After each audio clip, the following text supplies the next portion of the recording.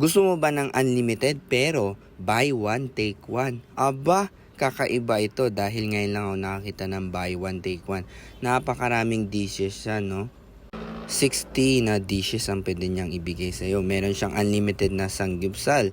Meron din siyang unlimited na hot pot. Meron din siya unlimited na drinks, mga juice, mga soft drinks. Unlimited din ang beer. Yes, beer. Even beer. Unlimited din ang mga ice cream. At ito, halo-halo. Meron din siya mga cakes. May mga sushi din siya. May mga side dish din siya. Hindi pa tapos lahat, 'di ba? Sabi ko sa inyo 60 plus dishes. Meron din siya mga cooked meals, mga fried rice, meron din po.